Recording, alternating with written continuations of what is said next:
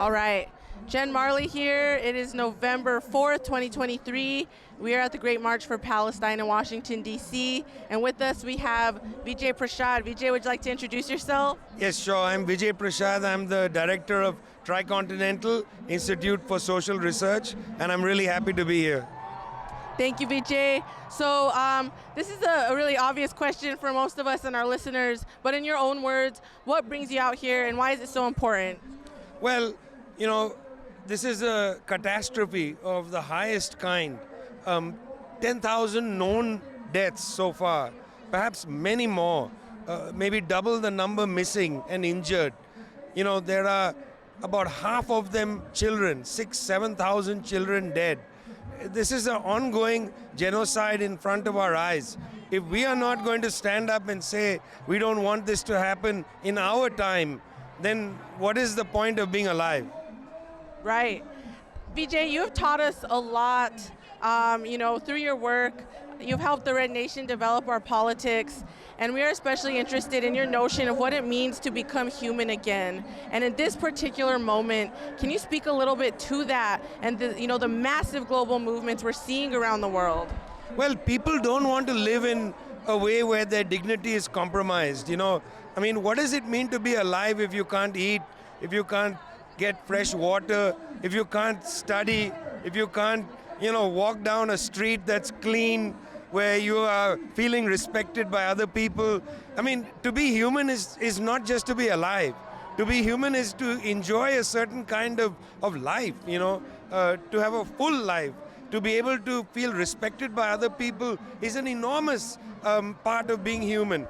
And you can't have something like, say, apartheid, colonialism.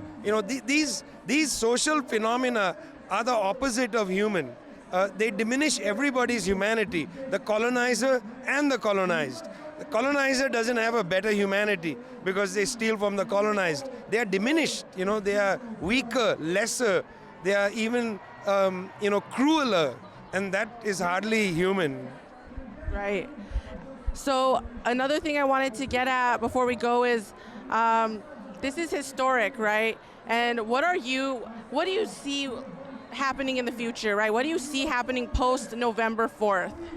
I hope very much that this kind of massive demonstration, hundreds of thousands of people in the United States, is going to put some pressure on people who are sensitive enough to recognize that what these people are doing on the street is significant, because these hundreds of thousands of people are speaking for millions of other people who just didn't come here, and I hope very much that this crowd, magnified by 100, 200, 500, is going to have an impact on a society like the United States, which is a society that has been dehumanized since hundreds of years. It's a 100-year process of struggling to find its own self.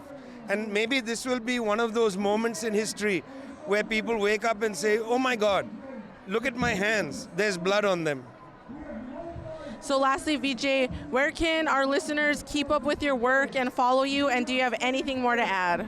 Well, I would like people to go to the website, thetricontinental.org, read the material. It's produced by an amazing team from across the world, related to movements, learning from movements, building from movements. I would say please bookmark the website, go read the material. You can't struggle without study, and you can't study without struggle. You got to have both working at each other from two ends. Absolutely. The Tricontinental has certainly helped us develop our theory and praxis. So we thank you again, Vijay, for speaking with us. Pleasure.